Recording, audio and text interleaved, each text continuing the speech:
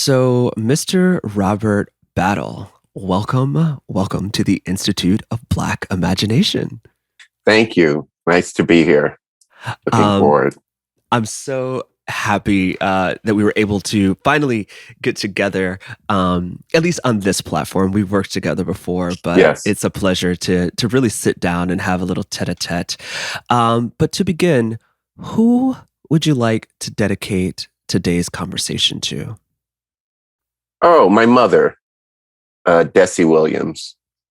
Um, she was a big part of my inspiration to be in the arts in the first place.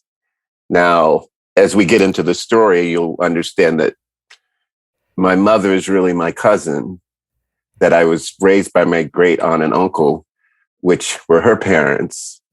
And so when my great aunt passed in 1979, she took on the role of mother, but she was the one versed in piano and singing, teaching English and all of that. So that kind of rubbed off on me. So yeah, All dedicated. right. This one is to Desi. Um, and this may be a related question, but who was the first person to see you? Mm, wow, that's a good one. 'Cause there were a few people, but I'm trying to think earliest that I can remember. Um, Gosh, I would say that it was teachers Mm-hmm. and a score of teachers. Certainly, uh, one teacher that I always think about, um, many who took interest in me, but one teacher in particular I always think about is Adelaida Muniz. Uh, Okay. yeah, she was a ballet teacher. Um, and in Liberty City, when I was at Miami Northwestern Senior High, she had to end her career with the Caracas Ballet. She was a principal dancer, and she had a slip disc. Many dancers know how critical that can be in as a career-ending injury often. Mm. So there she was, 25 or 26, Liberty City, and we thought everybody was white if they weren't black. So in my mind, I think about, you know what I'm saying? And here she is at Miami Northwestern. And she just saw something in me in my dancing. I just really started dancing. And she made sure that she gave me extra classes, like when we had President's Day or something, that nobody was celebrating. She would like come in and give me a private lesson. She made sure that I had ballet class after school. So she took me to was a ballet school, and she paid for the classes. But it was always fun for us because she didn't want any of the ballet world in Miami that, of course, knew her. She didn't want them to know that she had returned, right? So kind of makes sense that she was they certainly wouldn't know if she was in Liberty City, right? These folks. You know Okay. what I'm saying? But when she would take me to the classes where she knew the teachers and she knew the owners of the studio because they had big careers too, she would park around the corner in front of the Winn-Dixie, and I would get out of the car and I would walk to the class and I was not allowed to say why I knew about the school, all of that. And she just paid for my class card. And it was fascinating because she just saw something and she just latched on. Wow. Wow. What I love about that story is, many things. One, um, what it takes to empower like teachers and instructors to really take initiative in the education Yes. of students. I think that's something that we're really wrestling with in classrooms today. Actually, it's a very kind of pressing moment that we're in. But then also kind of reframing what homework looks like. Mm-hmm. I think sometimes, and me, I'm actually currently kind of in school myself, but what does it mean to actually be pushed? And Yes. that the pushing isn't punishment, but the Mm. pushing is because there's something more that they see there. Yes. And they're working it out and kind of Right. forcing you to work it out. But let's open up and then come back down to Liberty City. So, we just kind of hopped into this conversation. For those of you listening, this is Robert Battle, who is the artistic director of the Alvin Ailey American Dance Theater. Dancer, choreographer, curator, and I actually consider you, really like one of our futurists. Actually, when I look at your body of work and the way in which you understand the body, and specifically the Black body in space in relationship to music, the references that you bring in are quite galactic, if I could mention that.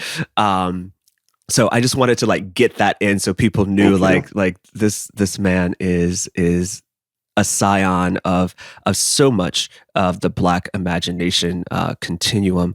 But to kind of bring it back, you started with the story of your cousin Desi, who raised you after the passing of your great aunt back in Florida. And you were born in Jacksonville, but then you moved down to Liberty City, which is a historic Black neighborhood in Miami, Florida. Yes. And what's interesting about Liberty City, we've actually interviewed a couple of people on this podcast from Liberty City. Terrell Alvin McCraney, one of the writers of Moonlight, but then also, Barry Jenkins. Like, there's this incredible community, and particularly Black creative community, that has come out of this very small part of Miami. Yes. Like, what was the environment in Liberty City? Like, what was around? Like, what was shaping this kind of crucible of Black creative talent? Yeah, that's a great question.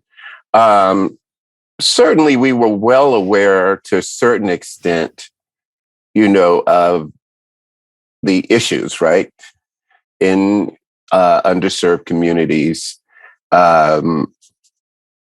We were aware that if you went on one street, you were safe. If you went on another street, which was right next door to that street, you might not be. That was.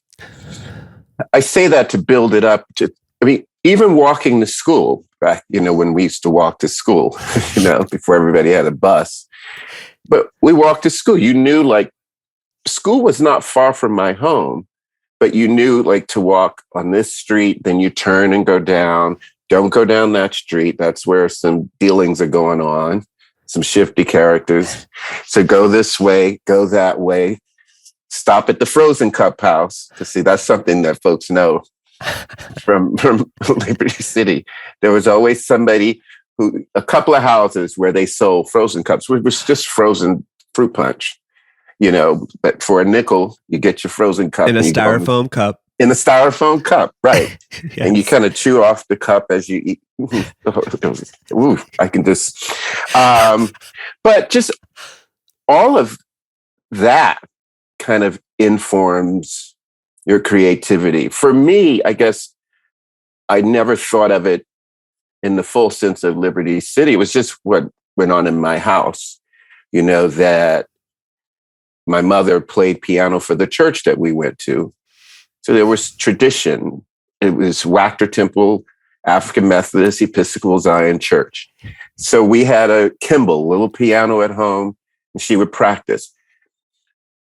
If she jumped to the piano, then people would come in and we'd start singing. One person, another person would join in.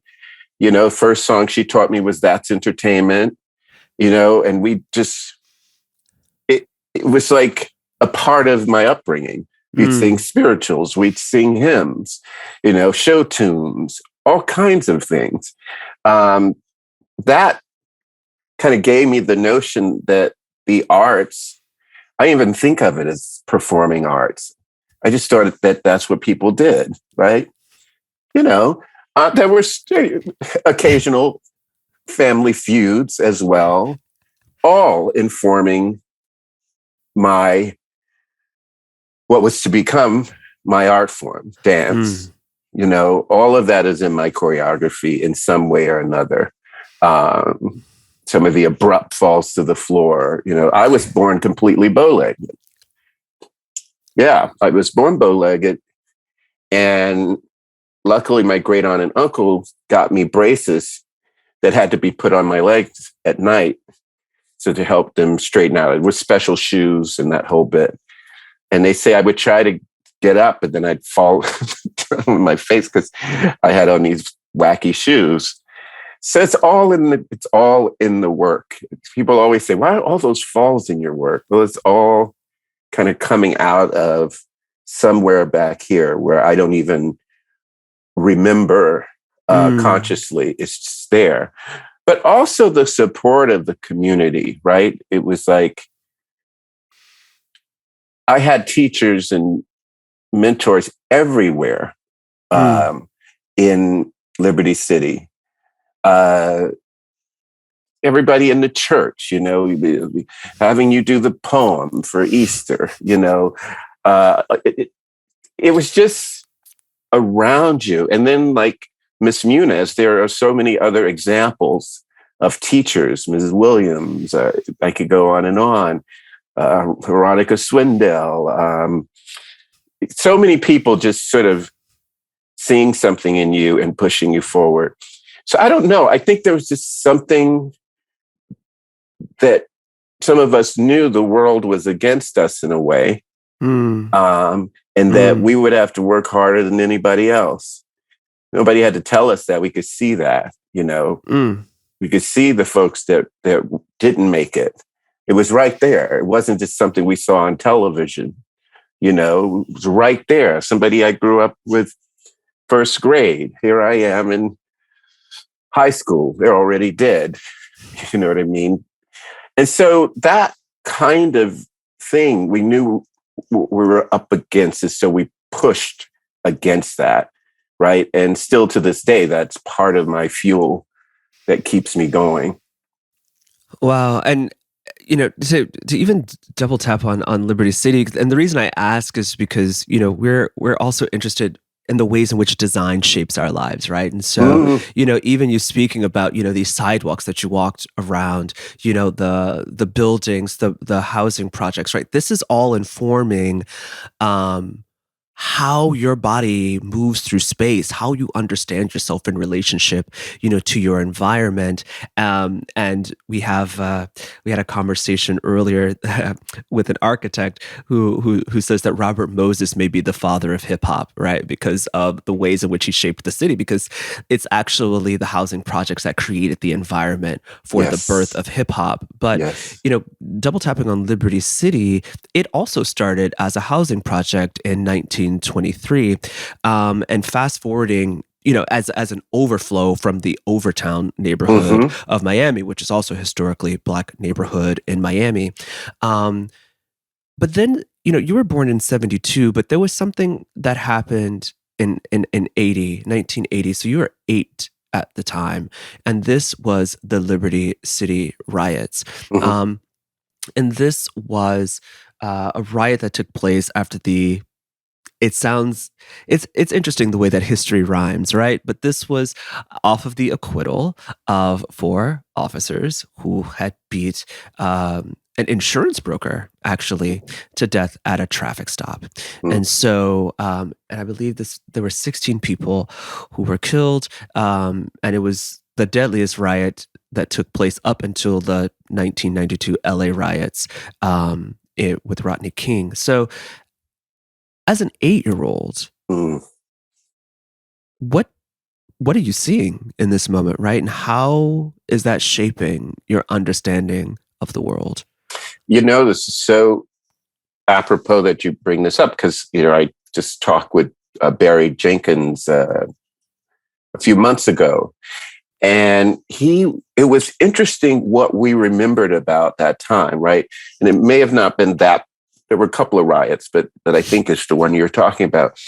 And a lot of it was sensory, as opposed to just the fear, the anger. Certainly that was all around you.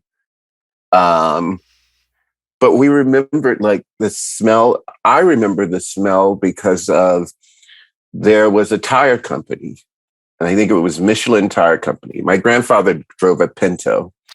I call him, you have to understand, I go fluid with, he's my great uncle, but I call him my grandfather sometimes, but we all called him daddy, but he was like my father.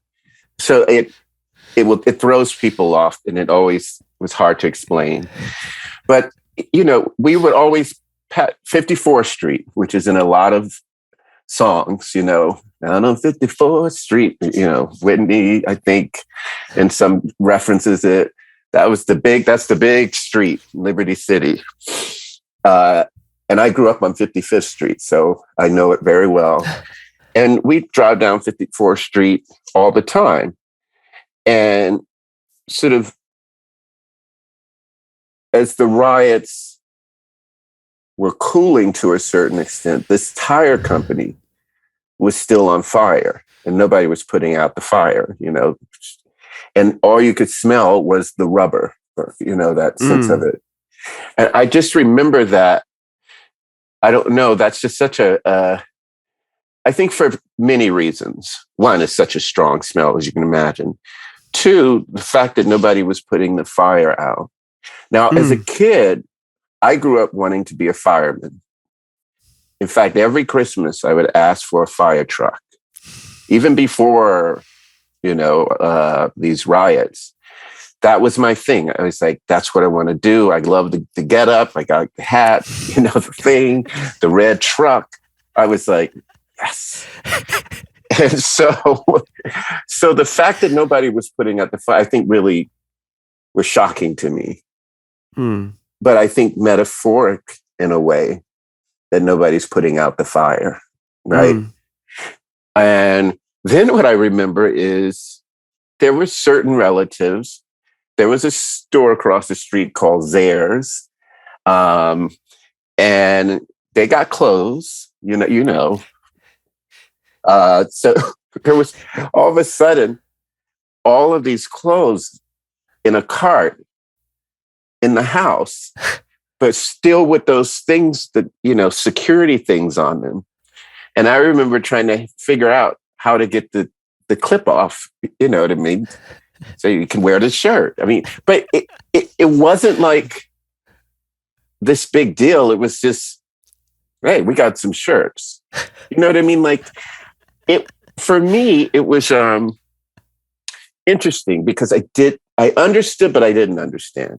Do you know what I mean? Like civil unrest, riots, that's still a sort of misunderstood concept, right?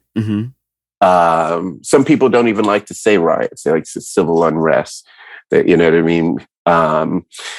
And so that's what I remember. It just sort of struck me as like, wait, this feels like lawlessness, except this is because of lawlessness, right? So it's like trying to, as a kid, the things that you're taught not to do, and then there's these things happening, but they're happening because of the injustice and the sense of powerlessness. It was really quite illuminating to try to process that as a kid. And in our family, you didn't talk about much. Do you know what I mean? Like, for instance, we didn't go around saying, I love you, here's something to eat. That's it. Hey boy, you do good now. It was that kind of thing. It was understood. We didn't really even hug, so we certainly wouldn't have sat around talking about the riots and what it meant and how to feel about it and how are you processing it. It just happened. Right? It's like boom. Yeah, no, I mean, and thank you for sharing that. Like, I think, for me, what we are the result of our environments, right? And Yes. so really kind of laying this groundwork for this arc. And and there's something you mentioned earlier, this idea of community that has stuck with me so much. Even in your speaking and even in the research, this idea of community continues to show up over and over and over and over again. What does it mean to be in community? What is the role of community? What's the role of the citizen? What do we owe to each other Mm, in our communities? And then also thinking about your eventual landing at Alvin Ailey American Dance Theater, which internally and externally is community, right? Like yes. we've known each other for a while. Yes. We've worked together. You've been there for a decade. I think I was there when you came in, if Yes. not shortly thereafter. So there is this ongoing theme of community that I think strings throughout your life and career. But to kind of chart this journey, so I find it fascinating. One, that you wore braces for years, and there was this notion that you may not even be able to walk, right? And then the very thing that ends up taking you out of Liberty City, right, are those very legs. Hmm. And so I know that you grew up, singing. You were a soprano in the choir, but that led to something, right? Like, there were some boys that were picking on you with a voice like this at 12, and you had a friend that stuck up for you, Yes. and his dad was a martial artist. Yes. And so what is happening now? So here's the community coming in again, right? Yes. And what you're a martial artist? He was like a black belt Yeah. in Third in degree. Liberty. Do you want me to? Yeah, please, Yeah. please, Well, please double tap on this. yeah. I mean, I never thought about it that way, the way you just contextualize the notion of community and how the thing that you need shows up. You know what I mean? It's like it shows up if you pay attention, Mm. Oh, because James, and then, you know, how there are names. I mean, and I don't mean to I'm not going in that direction, but like a novel, where it's like Bernie Madoff. I mean, could that not be more perfect? I mean, come on. I mean, it had to be, you know what I mean? So here's my best friend. His name is James Trimble. Got it. He was like, he was my age, but he grew faster than everybody. There's always those certain kids that just have an Adam's apple all, before everybody else. Their voice is deep. He was like, to me, tall as, the tallest person I'd ever seen. He just had a way about him, but gentle. But everybody was scared of him, right? If he got mad.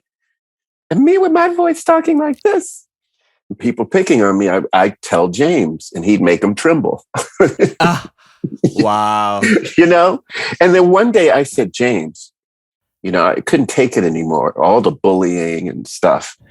I said, can you teach me how to fight? He said, I could, but my father, who's also named James, he's a third degree retired black belt. Maybe let's ask him. And that's what we did. We went to him and he said, okay, we'll start classes in their little living room in a duplex, these little duplexes in Miami, in Liberty City, concrete floor. And we would do weightlifting, bench pressing and all kind of stuff. And I mean, I was scrawny. And then we do martial arts. I had my gi, I had the whole thing. Now, what people did know about me at the time, if I got into something, like I really dove in. Oh, it wasn't enough that I was taking karate. I asked my mom to buy me a ninja suit. that I used to walk around Liberty City. There was across 54th Street, right across, was a flea market, and was owned and mostly Asian people, and they would sell kung fu suits and those flats, those karate shoes for cheap. I had a kung fu suit. I used to walk around Liberty City in full kung fu suit. Nobody did this as this little black kid. So people, I always say, I'm not sure if people left me alone because I could fight now, or because they thought I was, crazy.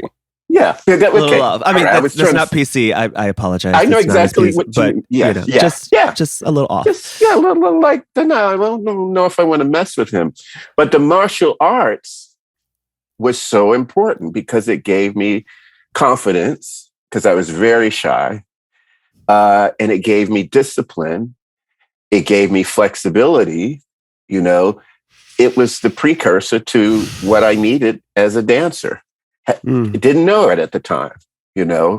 I was set to sing. I was singing not only in the church choir, but we had a program called PAYVAC. And the acronym is really for Performing and Visual Arts Center. So when I was in junior high school, for instance, you had to audition for whatever your particular discipline would be. At that time, I auditioned for singing. I remember my audition song was Whitney Houston, "Saving All My Love," because I could hit the notes. Yes. And so I got in. So in the morning, you were bused. You had to come in early so that you were bused to this high school, which happened to be Miami Northwestern, to study whatever your art was, and then bus back to your junior high to do your regular school day. And so, when I decided, because my voice was changing, my friend who was studying dance, I always, when we were like during PE, I hated PE because I didn't like sports and I didn't like the competitive thing. And they didn't make us do it. Like, they thought of folks like me, we were just kind of weirdos. So, shy, like to hang out. So my friend and he would teach me the ballet steps he was learning. I was learning singing. So he'd say, "This is first position. This was what we learned today." And I was learning all this, not knowing, thinking I would be a dancer. I just was interested in what he was learning. And then that next year, when my voice decided to start on its way to become the bass baritone that it is now, I auditioned for PAYVAC for the dance program when I went to high school. And then the rest is kind of history. Yeah. And what, and yes, and dance has carried you through. What is it about dance that continues to inspire you? Well, for one, at that time, I studied piano, obviously was singing, but both of those in martial arts, but the in terms of performing, I really didn't like singing in front of people. My voice would crack, because I was so nervous. Piano, I didn't like playing piano in front of people because, like, I'd do a solo in church and I'd start with, try to remember, and then I'd forget.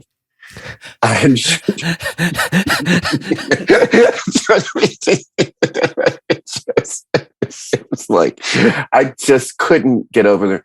But dance was the thing that I could get lost in.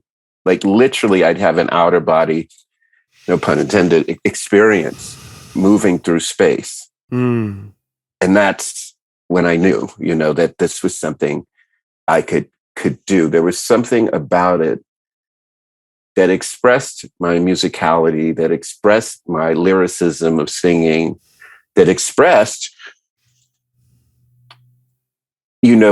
something, as Mr. Ailey would say, my blood memories, but it expressed something that I knew I didn't know, but I knew when I was dancing.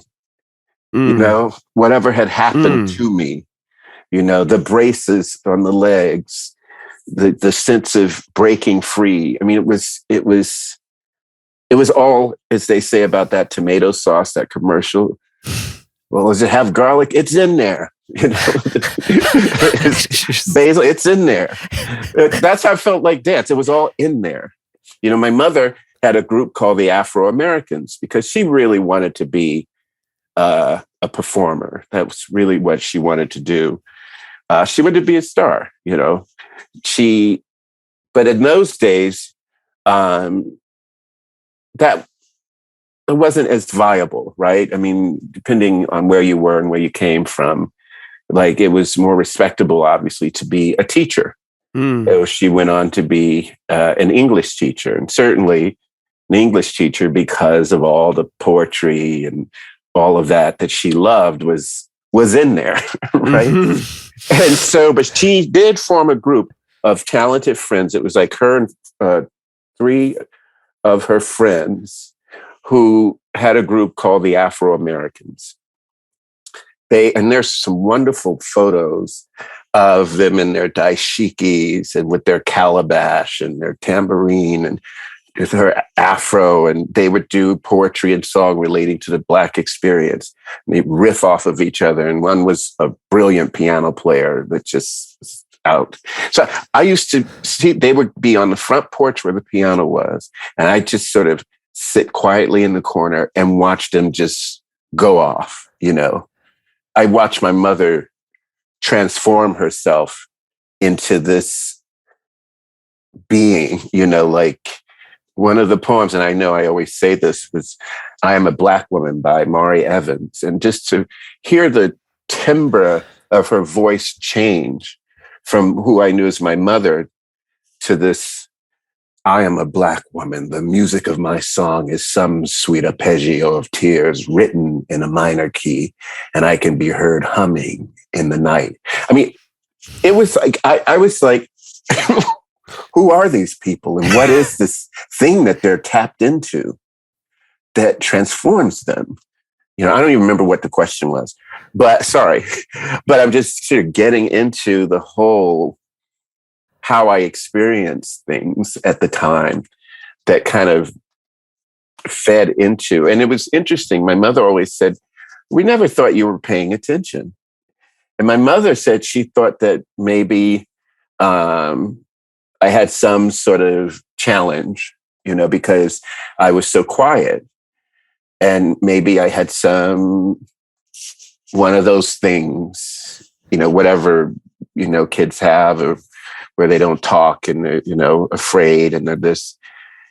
And only in more recent times when I speak from the stage, and she's like, you remember that poem? And you remember you were listening to what we were doing and what I was saying? I was like, yeah, I was recording it.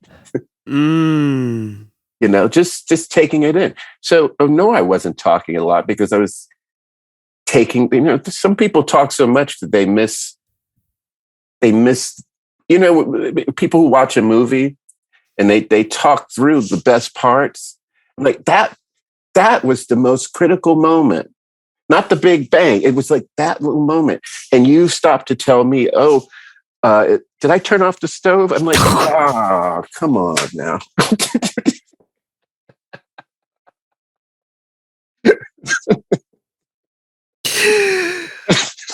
Anyway, I'm going to shut up. I'm going off. No. I mean, but that's it, right? Like, I think that is one, an earthly truth, and then also a spiritual truth, right? About what does it mean to be quiet enough to hear? Yeah. And even now, listening to this story, I see that the community found you because you were quiet enough to hear, and listen. And so they found you over and over, and over again. And I think this story is so important because it also speaks, even talking about, the karate lessons, this idea of obsession, This idea of not just the practice, but the becoming, right? Yes. The totality of being. Yes. And really just being curious enough to not care what other people thought, right? And that plays a part in it, right? Like we are constantly echolocating with our environment, our community, but there is something to being so obsessed with a thing that it takes over, right? It takes over, and this idea of the ways in which your life was shaping you to be set up for the very thing that would unlock a portal to things that were ineffable, that you couldn't even really speak to, like that English couldn't hold, right? That the pen couldn't excise, but it was a knowing, right? And I think that is what's so rich and incredible about this story, which kind of leads to this kind of next chapter. You get involved in dance, but there's an encounter you have on a school trip, where you see the Alvin Ailey American Dance Theater perform, and I believe you were like 13 at the time. 12 or 13. I've tried to go back to, look at how the program or something, look at the tour schedule. I don't know. But yes. But this unlocked something else, right? It showed you something else. What was that? First of all, just in seeing those dancers, right? These beautiful Black bodies in what I considered at the time a white space, because it was Miami Beach at the time, right? At the Jackie Gleason Performing Arts Theater. There you go. So for me, I mean, first of all, Miami Beach was not what it is today at that time.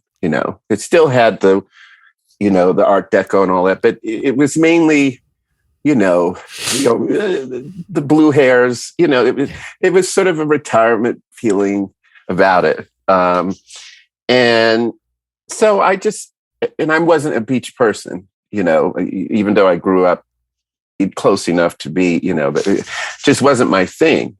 But here I was in this theater, seeing this live performance, seeing everybody applaud these incredible dancers. I mean, yes, I'd seen videotape, but it's something about experiencing it in the theater, in the moment.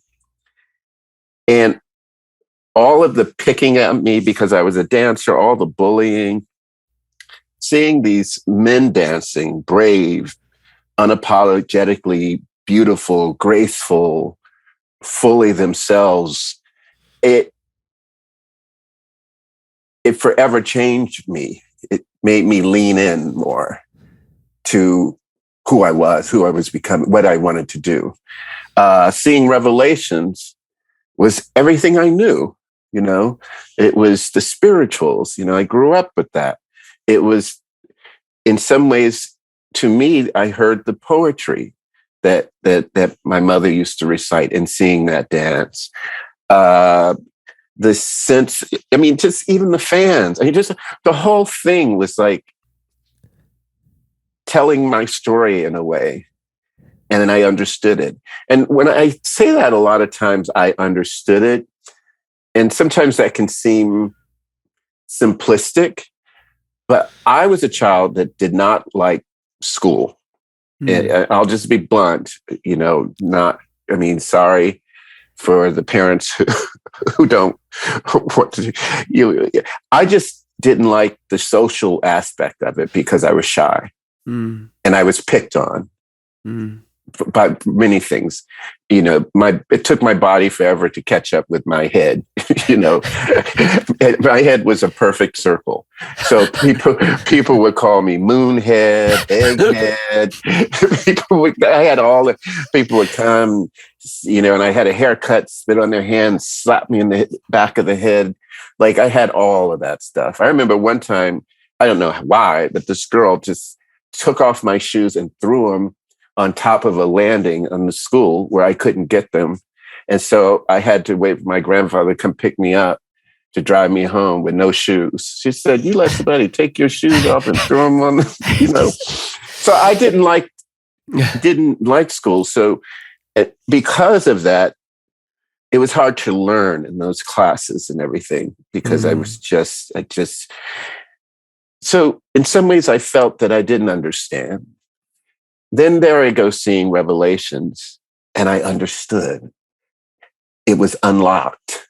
Do you know what I mean? Mm-hmm. And I went, I got it. There was something about that thing of understanding that just never left me. Now, never knowing at the time what would happen and what would become, but I don't want to step on the arc of this conversation we're having, but yeah. No, let's step on it. I mean, this is actually a story that we share in common. And I think it's interesting that we both find ourselves at this place. So for me, it was my 21st birthday.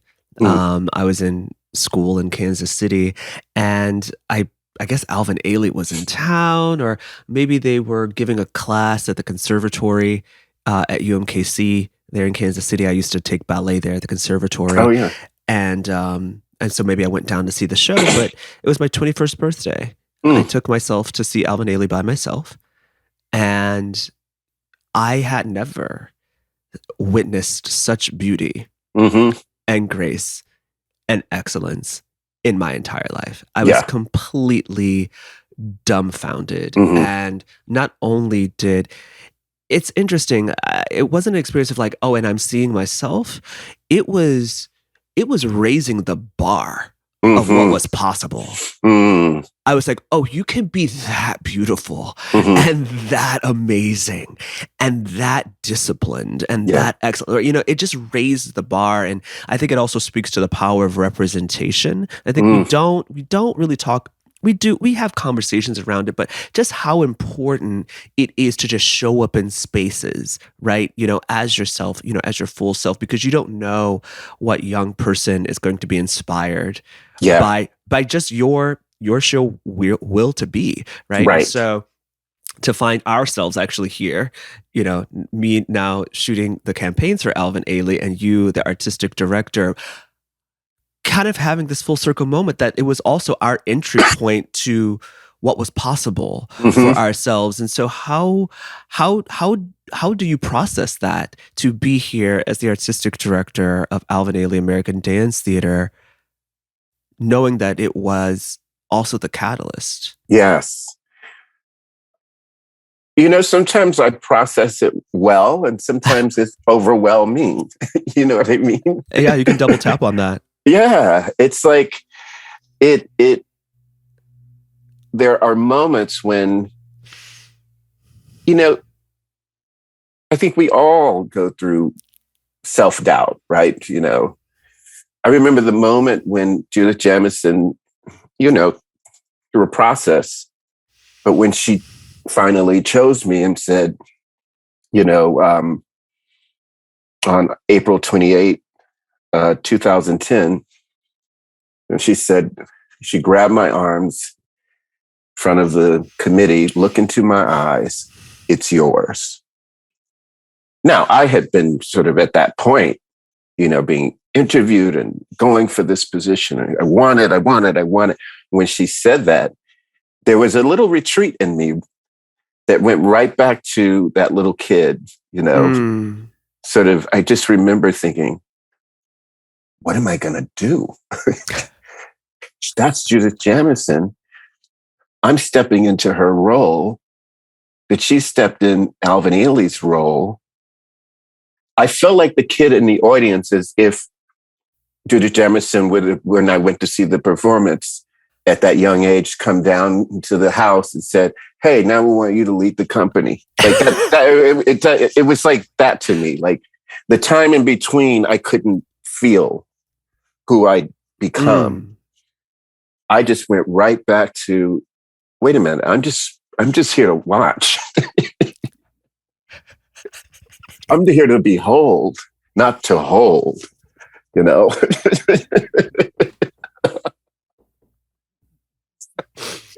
So it's processing it.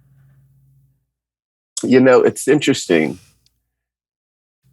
I guess I don't think about it too much because I think I would, you know, my legs would lock. You know, I would just be too overwhelmed. But in another way, I know somewhere deep down inside, as I've always known, even as a kid, when I was quiet and all that, that there was some purpose. There's something I'm supposed to do. Even up and before, my teacher, another great teacher of mine is Jerry Houlihan, who taught me in Miami. But, you know, anyway, we were in New York once. And I had a smaller company I started, BattleWorks. Excuse me. And at one point we went, as we usually do, she was in town and we had Thai food. And she reminds me of this. I had forgotten about it. And she said, now, mind you, there was nothing about Judith Jamison retiring. None of that was happening. I'd said a piece on the company, maybe one or two. And she said that I said to her when I was dropping her off at her apartment where she was staying at the time, that I said, you know, I just feel like there's something else I'm supposed to do. Something like Alvin Ailey. I feel it. And I don't know exactly what it is, but that's what I feel. And she reminds me of that anytime we have a conversation. Remember when you said that so clearly? I'm like, I don't really, but I know I did, you know? And so again, we talk about that sense that you don't know, but you do know that there's something and that this is my purpose. This is where I'm supposed to be.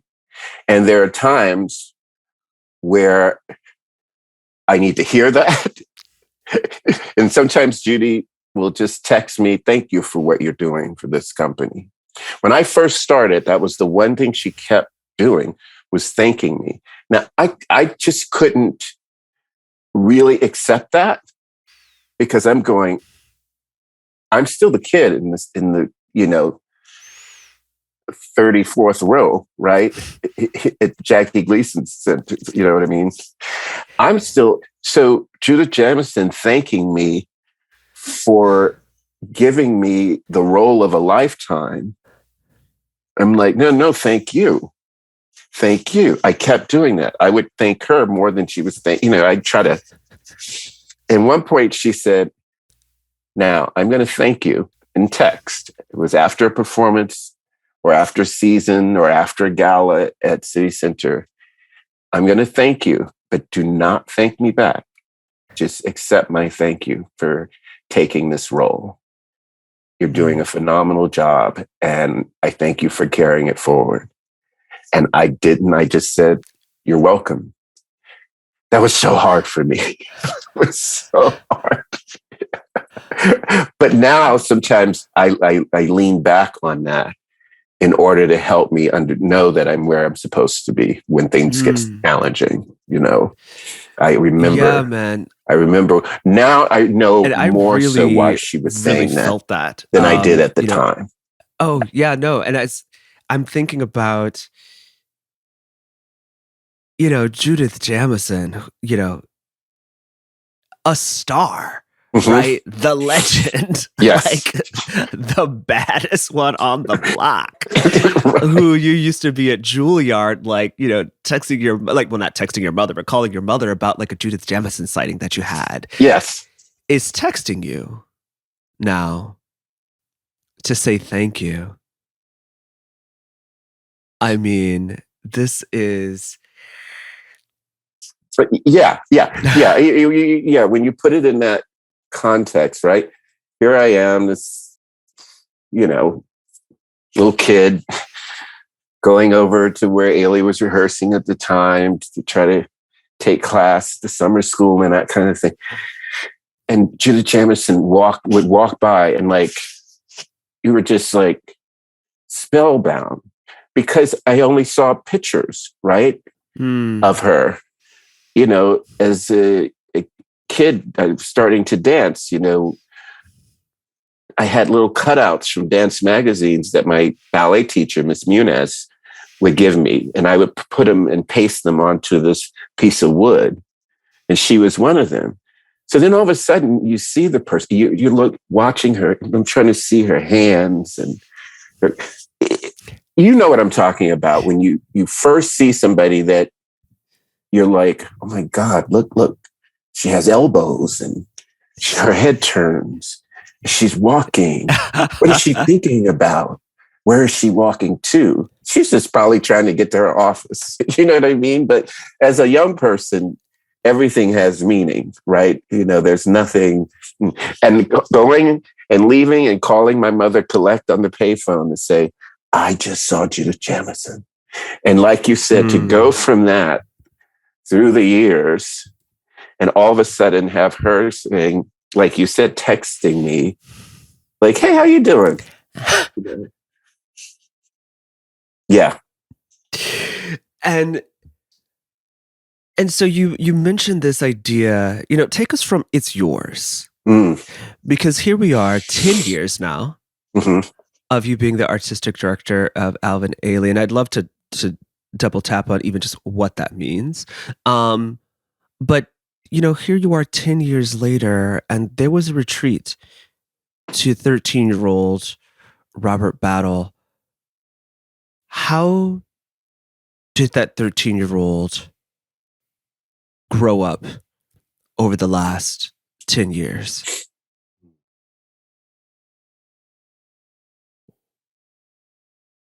Well, or what was that process of really, I should say, meeting, right? Like meeting that charge from where you felt, right? That's probably a more accurate way of saying it. What was the process of meeting the charge? Some of it was Judith Jamison saying to me to trust your singular voice. That's why I chose you. Those words just echo in my ear, trust your singular voice. And I made decisions in the very beginning, some that were sort of different. And the audience loved it. Even some of the critics at the time loved it. The dancers, it was what my biggest fear was at that time? That nobody would show up. That this was the end of an era, right? Because I never danced with the company. Judith Jamison was a star with the company. Danced with the company 17 years. I didn't even know Alvin Ailey personally, never met him. They were, like this. And here I come, And again, like you said, there's the community within, and then there's the outside, the audiences. Now, these two giants, Judy's doing a glissade, right? She's stepping aside. Mr. Ailey, of course, had passed. And here I come. And my worst fear was that opening night at City Center, when I finally started fully, that nobody would be there. Because they would have gotten the message that, well, it's over. Honestly. Yeah. Wow. I had, it was a little bit unrealistic, but I had it. So much so that this is what I remember, and this will kind of tie in, I hope. When I first started, right? I was artistic director designate, meaning, that Judith Jamison was still artistic director for a year. I was designate, that kind of thing.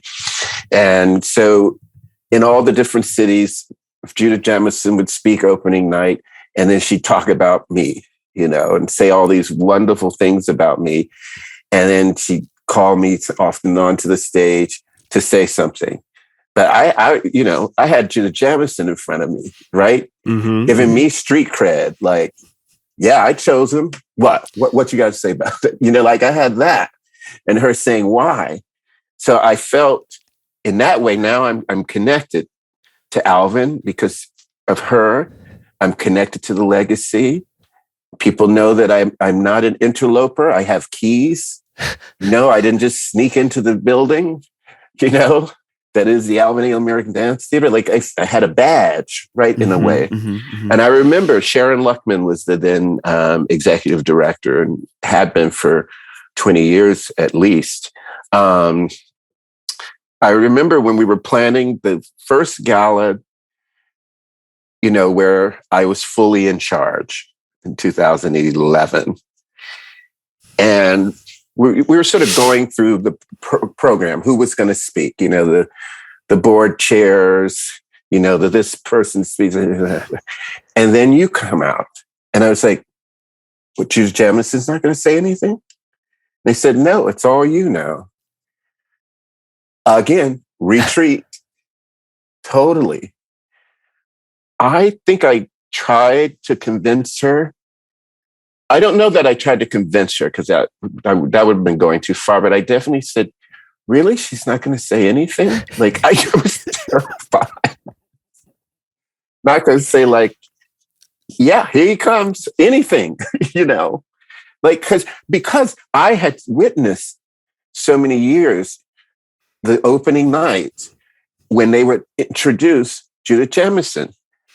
And she would come out and she would step to the side, do that hand thing with the fingers and do that bow, and people would go nuts, And I was like, I don't have a hand thing. I don't have nothing. You know what I'm saying? Like I've got no, he didn't make a masterpiece on me called Cry. Like I was like, having her speak before me, it was as if I was so apart, right? And now I felt apart, right? You know what I'm saying? And so, you step out on faith, and you sometimes do fake it till you make it. And I had to remember, trust your singular voice. That's the reason I chose you. And there I was, opening night. And I always use humor. I think it's interesting. It comes naturally to me. I always am thinking of something funny to say. Actually, more often than I actually say it, because then you just become, some people just every other sentence is a joke, and you're like, okay, I got it. But I use the humor to disarm, so that I can get my footing. It's the equivalent of me of sometimes saying, look over there. And then now I've got to pull it together. So while you're laughing, I'm laughing too, but I'm also sort of getting my footing, and the laughter helps disarm. And then now, okay, you're open now. I'm open now. And then I can express what it is I have to say. So there's something in it that's not just cheeky, for me personally. That's sometimes how I had to deal with not being bullied. I could make people laugh. I could make the bully laugh. You know what I mean? I could sort of make fun of myself. I used to do funny little voices, do all kinds of things. It's just to make people laugh and ingratiate myself so they wouldn't kick my butt. You know what I'm saying? Like they're like, that boy funny. That boy funny, man. Leave him alone, man. He is funny. That was fine with me. You know what I'm saying? And so this inheritance of sorts, is is magnanimous. Mm-hmm. Like this is not just a dance company, right? Like this is, you have the Joan Weil Center for Dance, which is maybe still the largest center for dance in America. You have an entire dance company. You have Ailey 2. You have the Ailey School, which is an educational program that is also tied to Fordham. So there is like a degree granting part of that process. You also have the Ailey extension, which allows an entry point for the citizen into movement and dance. This is an organization, right? And so there is this journey, right, of being a dancer and choreographer and having your own company, but now this is an organization. Mm-hmm. Like what what was that transition like to or what is it like, right, to hold this artistic vision while also helping to steer Mm-hmm. an entire organization? This is now uh, a machine of sorts, and Yeah. I don't mean the negative connotation of that, No, but it is no. a multivalent, like transformer like thing Yeah. that is happening. Yeah.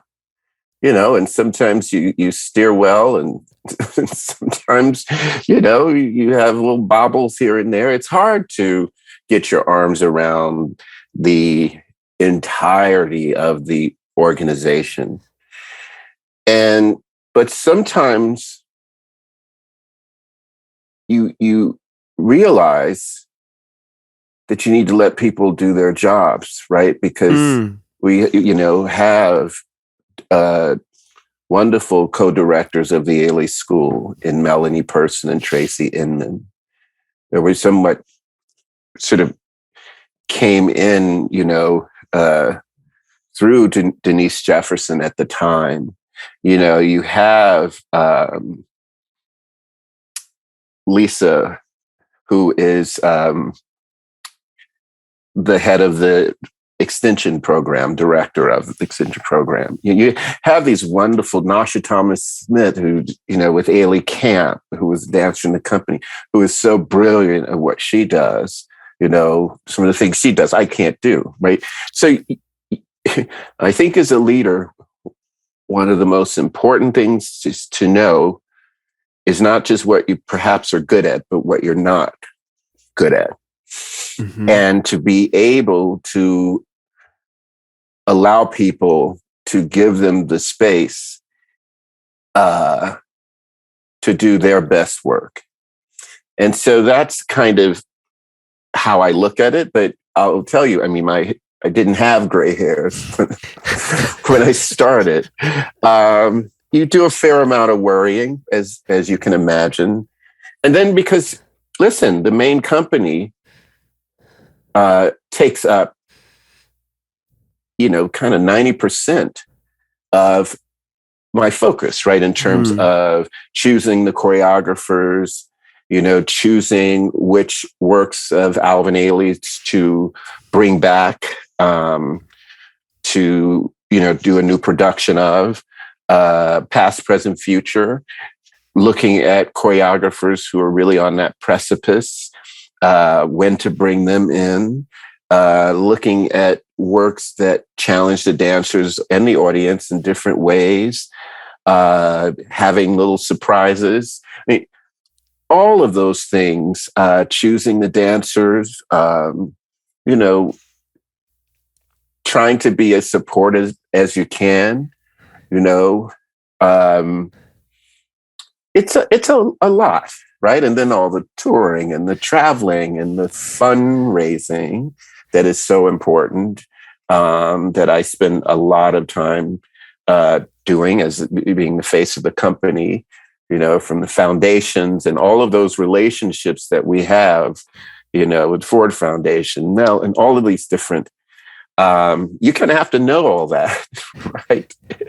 And be able to talk about why this company needs the support that it needs in order to do what it is that we do, and how important, and how to distinguish ourselves from the plethora now of dance companies, right? At the time when Mr. Ailey started, there were all of these dance companies, and there was not a modern dance repertory company That was Alvin Ailey's vision. Now you see everybody's a repertory company. But what distinguishes Ailey, and how do you express that to an individual donor and to, so there's just so much that you're contextualizing and thinking about and constantly, I don't have the 9 to 5 mentality. Somewhere in me, I'm always worrying or thinking or having ideas or, oh, maybe we should do that. And it's constant. But, it's a wonderful labor of love, but it's a gift. It's a gift. And it's not always light. Sometimes holding it, it can be heavy, but I get to hold it, even if just for a little while. And then you pass it on and it carries forward. I mean, it's amazing that this little bow-legged, big-headed kid who was, when I was born, I was the youngest of 2 brothers, 2 sisters who had to go to foster care because my birth mother was not in a position where she could take care of them. And when I was born, my great aunt and uncle just happened to come over and visit her. There I was in a diaper, as my grandfather would say, my great uncle, no bigger than a loaf of bread. And they said to my birth mother, let us take this child and raise him. Let us take this child and raise him. You need the help. Let us do it. And they say they spent the whole day talking about it. And she finally let me go. And they took me in. They were already in their probably 70s, and here they are with this kid. Their kids are grown, living in Liberty City and, and the rest, and got me the braces for my leg. All of that happened. It just, and I don't know how I got there in terms of what I'm talking about, but there is something in me that has a different sense of what community means because of that. A different sense of what family means. A sort of awareness, right? A kind of, what would you call it? I think it's what makes me an empath, right? Because there was a part of me that, if I looked deep inside, didn't know if I belonged, right? When you think about it, because other kids, there's their mom and there's their dad. I mean, you know what I mean? Or something of that. And so when I would tell my stories, like, well, my great uncle, and then this is my cousin, who's there was a sense of me that didn't feel I belonged. And that's why also I was quiet, right? Sort of, because what if, they say, get out, you don't belong. There's all those things, right? So I think that sense of finding people, being able to be empathic and know this teacher has something to tell me that I don't know. So I've always been able to find the people, right? My piano teacher. And I say all this because in some ways, Ailey is a microcosm of my life growing up. And I always have to tell this story. I'll try to be as concise as I can. So I had a piano teacher, Miss Hurd, Miss Juanita Hurd, Black woman, sort of big, boisterous type person. She wore these scarves, elegant, She was sort of in her era and not, she was in this era, but not of it. She smoked these little tiny cigarettes, and she'd come over to teach me my piano lessons with a cigarette in hand, and I was like 7 or 8, E. No, E. Yes, it was a whole character. I was so shy. So when she would raise her voice or push my fingers or anything, I would get teary-eyed. And we'd have to stop the lesson. And she'd have to come back next week because I was too emotional. Years later, I go into dance. I stopped studying piano. I'm at Juilliard. I'm really forging ahead. And I came home to visit, for whatever holiday or whatever. And my mother said, because I hadn't seen Miss Heard in years, she said, someone told me that they saw that she has cancer and that she's very ill. So I decided to get in touch with her. And the first thing she said to me, and there's a lesson in this, is, "Oh, can you come tomorrow or whenever and wash my windows on her house outside?" I'm like, I have a full scholarship to Juilliard. Washing their windows. Doing, but that was the first thing. She didn't say, "How's Juilliard going?" All that stuff. Wash my windows. And further insult, I won't be there, but there'll be a bucket outside and a rag. And so I go. I've never washed windows outside. I mean, I was kind of a little, So I'm doing whatever I can do. Finally, a husband pulls up. She gets out of the back of the car. Now, this boisterous person that I was so afraid of in terms of her presence was, because of cancer, at this late stage, she was about this big. And I was still young enough to not have witnessed that before. And it frightened me, quite frankly. And I remember I tried to fix my face, I'm sure, so that how you do. You don't want people to. And she got out of the car. She looked at me. She said, "Boy, you don't have time to be looking at me. It's almost dark and you haven't finished these windows. I'm not going to pay you unless you finish these windows."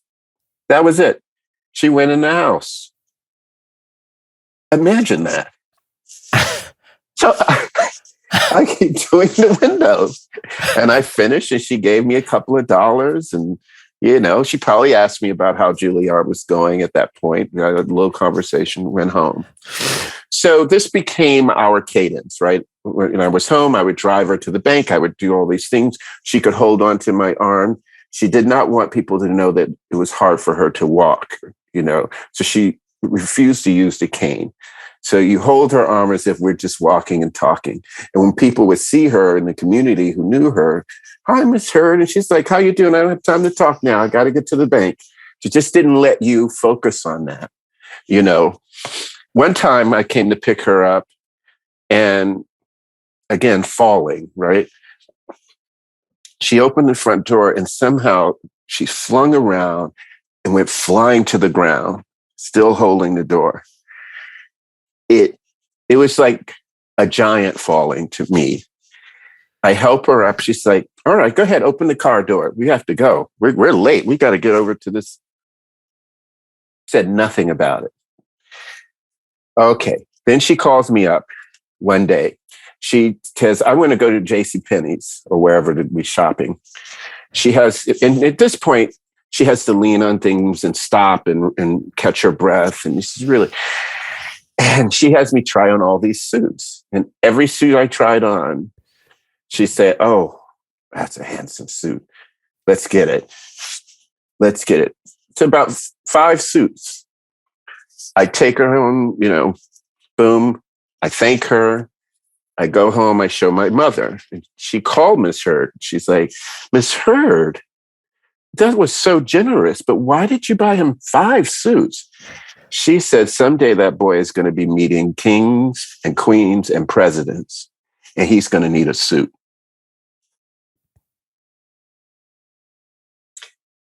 Fast forward now.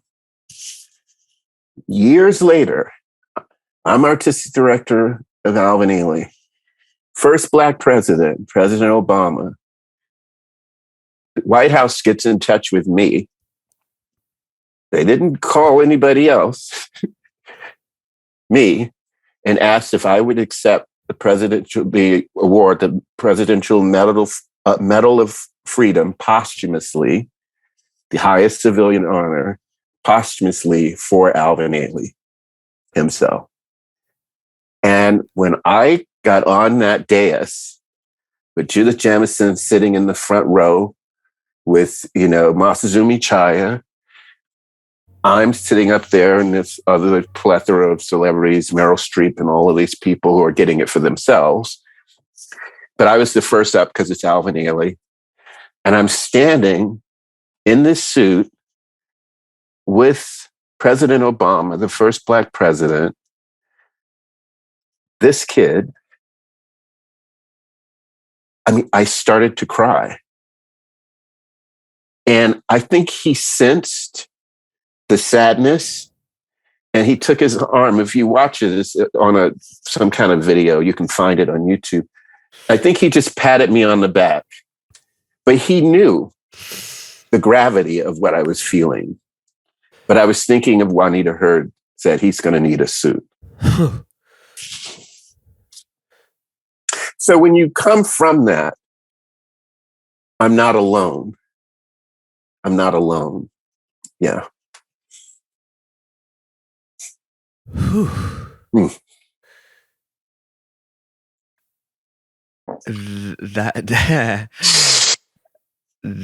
That took me through it. Yeah. That's the one. That's the one.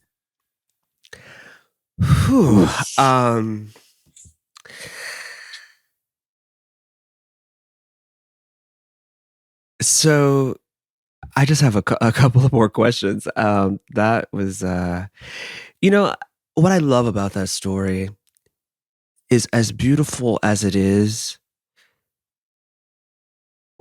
so many of us have that story.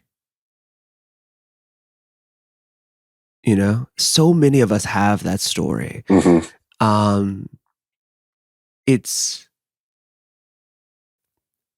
And I think that's why this word community continues to just show up for me in even just doing research for this interview, starting from, your mother with the Afro-Americans, doing community work.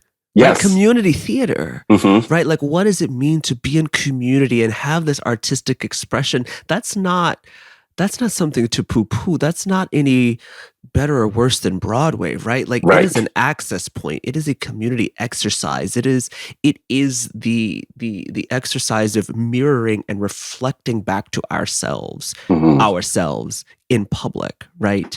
That is community. When I think about, even the Alvin Ailey American Dance Theater organization, we've both been there, funny enough, for about the same amount of time. And, to think of this, the largesse of what's been created by a vision of a queer Black man, in America, that not only itself is a family, right? So many of the people you mentioned who lead these verticals within the organization were once members of the company, right? So not only is there a providence of the opportunity to perform, but also an arc of a longer career, right?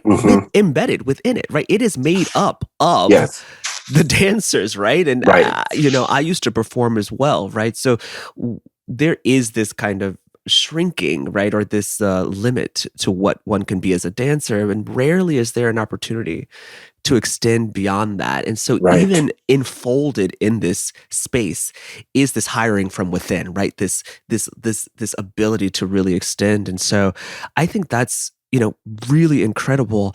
And kind of now in 2022, to kind of cycle back, you also guided this company through a global pandemic, Yes. and I know that came with its own challenges, even when you opened, right? Like having to have, close half a season when, the virus like swept through the company, even with all the protocols. Mhm. But there was also even psychological things, right? With dancers coming back, like as an artistic director, how did you navigate that? I mean, that kind of unprecedented Yeah. water. Yeah. Well, some of it was, Jamar made this wonderful work for the company called Holding Space. Mm. I had not really heard of that concept of holding space. I didn't know that idea or that act of holding space, and what that meant. But I realized that that's what we were having to do for each other, all of us, including me. And then in some ways, it shifted the notion of even hierarchy, right? Because in a crisis, it's all hands on deck. And your hands are just as important as mine in this moment. And so through the dancers' creativity in terms of social media and how they were able to sort of teach us things we didn't know, through, so everybody involved, the staff, everybody having to harness their own creativity and reveal things that we didn't even know that they knew how to do, or they didn't even know. And then you go like, whoa, I didn't know. Oh, that's a good idea. So it was understanding that it was all of us, that certainly often, I get the credit, right? Because, certainly the weight of it is certainly on my shoulders. There's no doubt about that. It's on everybody's shoulders, but let's face it, you're out front, right? You know what I'm saying? And so we really had to think about, what I kept thinking about, now I'm remembering, that quote that we always use by Alvin Ailey, that dance comes from the people and should always be delivered back to the people. And I kept thinking about that. And then I kept adding to it, and not should always, but in all ways. And I started to think about, he wasn't just talking about, when everything's going great, go ahead and deliver it back to the people. No, he founded the company in 1958 on the cusp of the civil rights movement. What a time to say, you know what, I think we need a dance company. You know what I'm saying? Like, people are like, ready to throw rocks and, fight. You know what I'm saying? And he's like, yeah. So that tells me something about what this all means, and the notion that not just in good times do we. And then the other thing, and I think a lot of us were saying this and hearing this and experiencing this, that, that we were going to go on in spite of, right? That we're going to dance in spite of the pandemic. We're going to dance in spite of COVID, in spite of. And I thought, why does spite have to be a term that we use because we're doing something that we love? There was so much spite in the discourse in the country. We only have to go into all that. So then I started thinking about, we're dancing because of, not in spite of. We're dancing because of our love of Alvin Ailey and his legacy, and in the knowledge that this has to go forward no matter what, for the next generation of dancers and teachers and everyone sort of coming behind it. So then it became an affirmation as opposed to a sort of, I'm going to just ignore that and do this. No, I see that. I see what's happening all around me. I see the deficit. I see, and I'm going to look at all of it. I'm going to look directly at it. The dying, the fear, the anger, the frustration, the injustices. But because of that, we're doing this. That sense of cause, that sense of courage, I always say this, is not the absence of fear. Not for me, it isn't. Courage is the presence of fear. Courage is the presence of fear that Judith Jamison is not going to be there and I'm going to have to speak and then going out and doing it anyway. And so in that way, I think once you can start to think of what you're doing it for instead of what you're fighting against, that'll always be there. You know what I'm saying? Like, we know that when we jump, it's defying the floor, right? Defying gravity. Yeah, so don't worry about that. Think about how high you want to go, right? And know the floor will be there, right? Always, right? Gravity will be there saying, oh, not that high, honey. You know what I'm saying?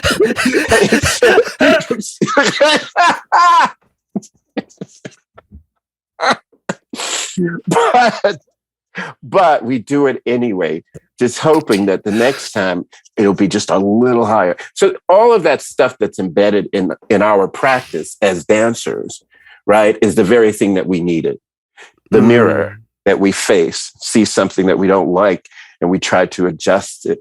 That sense of, maybe I can just do one more pirouette, that sense of focus, that sense of, sort of defying gravity, that sense of push and pull, that sense of tension, that sense of when to release, that lyricism, that storytelling. I mean, it's just all in what we do. And I feel that that's where we really leaned in and discovered even more so what we were made of and made for. Well, I think that is a wonderful place to wrap this up.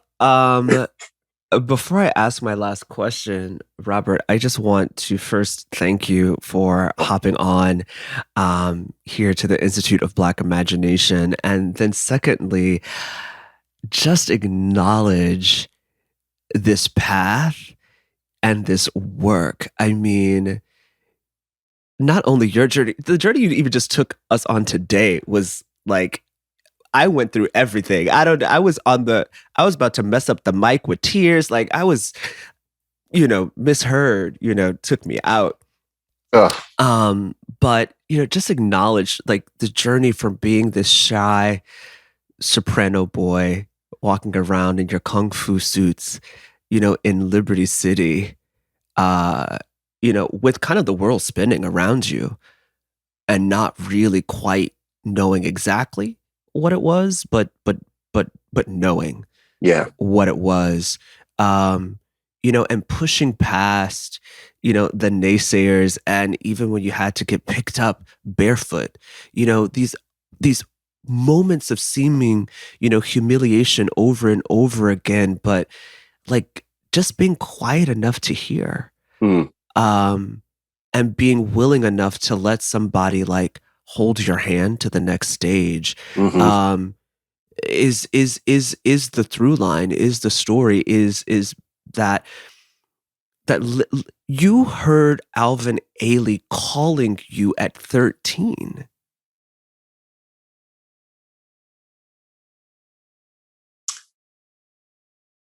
And that's what that was. Yeah. And it's something that I really rarely share, but I feel like this is the kind of conversation where I would share, because we're talking on, which kudos to you on these different planes, right? Which I love. I love this kind of conversation. And I usually don't share it because it sounds self-serving. I certainly would have never shared it in my first couple of years because I'm not a person that, I don't have a dream catcher by my bed. Like I don't get up and write things down. Like I had this dream, I generally forget them. And maybe that's not a great thing, but I feel the ones that I remember are for a reason. This is before I became artistic director. I had set a couple of pieces on the company, maybe. And I had a dream about Alvin Ailey. In the dream, they had just, I think, finished the new building. I don't think I had even been in the new building yet, the Joan Wild Center for Dance, the first permanent home of the Alvin Ailey American Dance Theater. And in the stream, I'm sitting. You know how they have those little places you could sit in front of the building? I'm sitting right, like the way the stairs are. That was a subway thing. That was something like coming out of the subway. Alvin Ailey came out of the subway in a white shirt, brown pants, probably brown shoes. And I'm looking around because people are just doing their thing, going in the building, not seeing. I'm like, that's him. That's Alvin Ailey. Like, I don't know if I verbalized, but I was in the dream, like, I can't believe people. He sat by me in this dream. And he said, "Oh, what do you think of this new building?" And I said, "Oh, no, sorry, I got it wrong. It was the other way around." I didn't know what to say. He sat down. I said, "Well, what do you think?" I asked him of this new building. And he said in that sing-songy, wonderful lyrical voice that he had, he's like, "Oh, I think it's beautiful." He could lean on a word and draw it out. "I think it's beautiful. That's why I chose Judith Jamison, because I knew she would take the company to the next level." That was it. That's all I remembered. And it was so real to me that I told Sylvia Waters about it. And here's the funny thing. I had no idea that Judith Jamison had already started an inner circle conversation about, stepping down as artistic director. So I'm talking to her assistant, who is now my assistant. And I came up to her office and I told her about the dream. What she said that she almost turned white because Judith Jamison had just told her, I'm thinking about Robert Battle. Chai and I were talking about that. Like she had already said it. And there I was talking about this dream that I had, having no idea what was in motion. Just, it was so real to me. I had to tell somebody. Anyway, I just wanted to give you that when you said 13 and seeing that performance, Alvin Ailey was talking to you through that. But yeah. So just to add like texture around that. Yeah. It's thank you. Thank you. Like this is it's so exciting. Yeah. It's so exciting to witness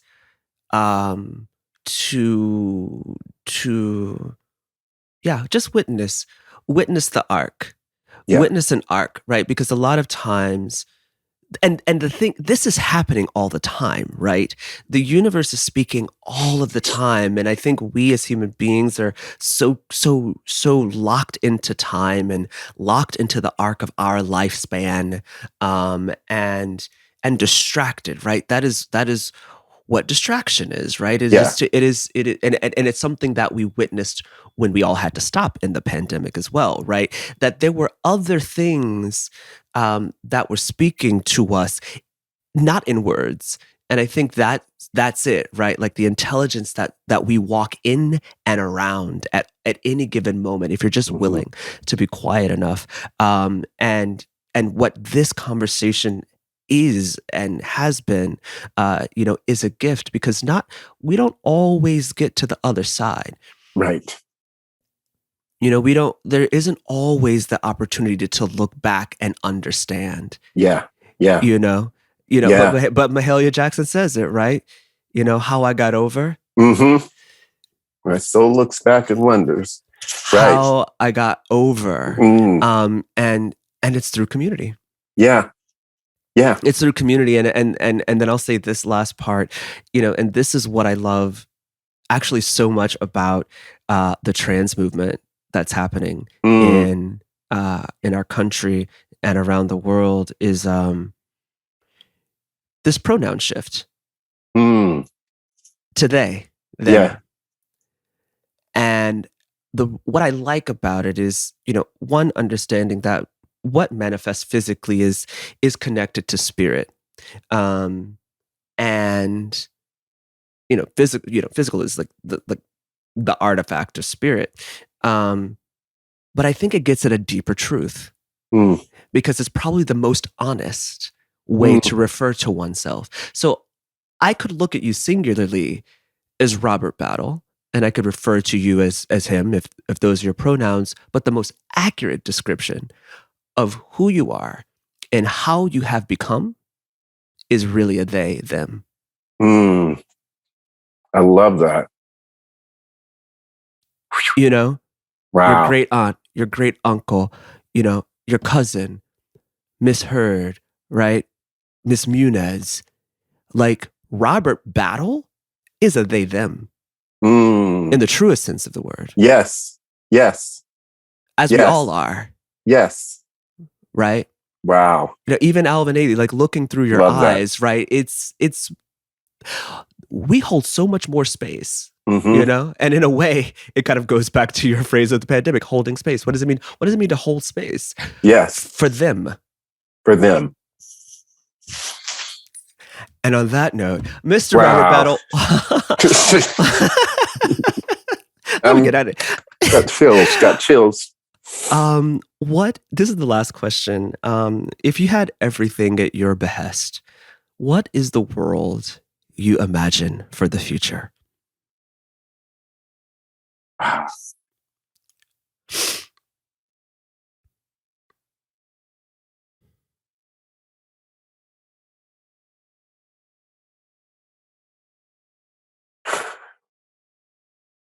Well, of course,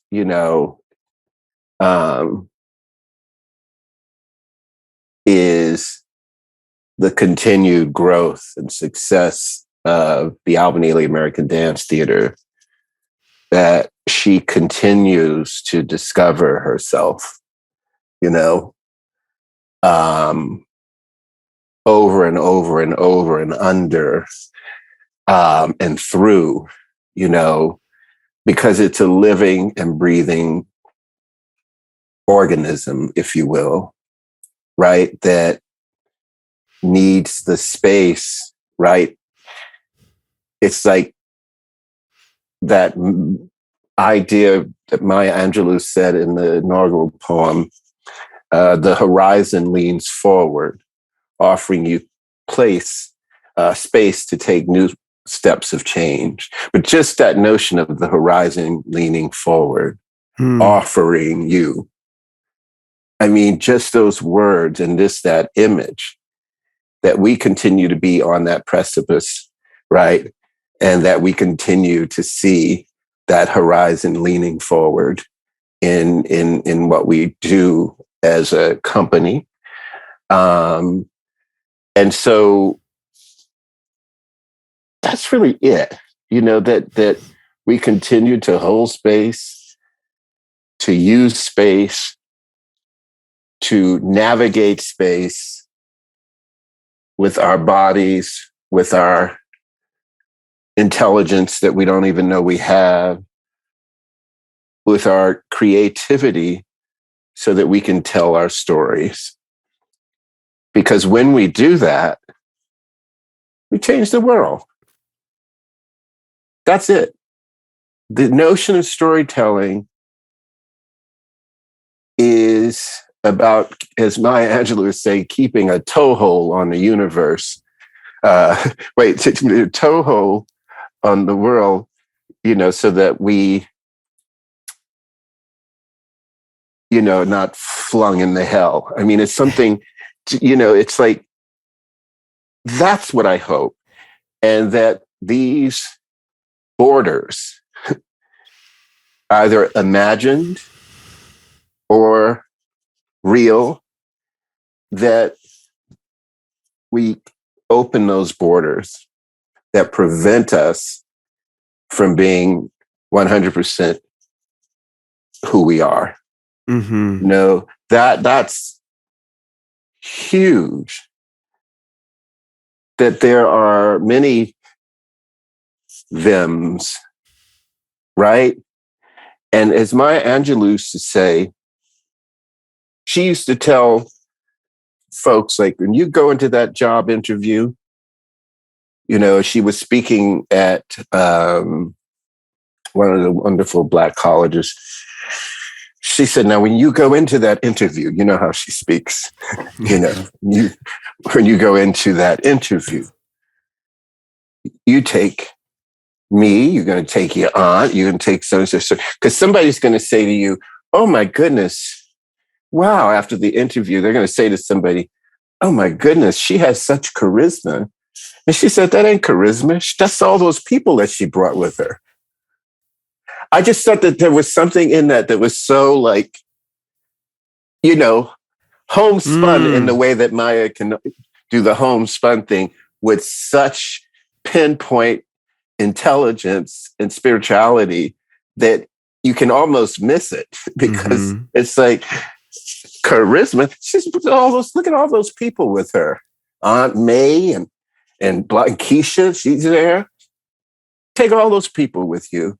And so that's what I think about when I think about, like, how I hope that the community continues to rise and continues to break down those borders that attempt to keep us apart from each other, more importantly, apart from our true selves. Well, there you have it, brother. Well, thank you for wearing the suit.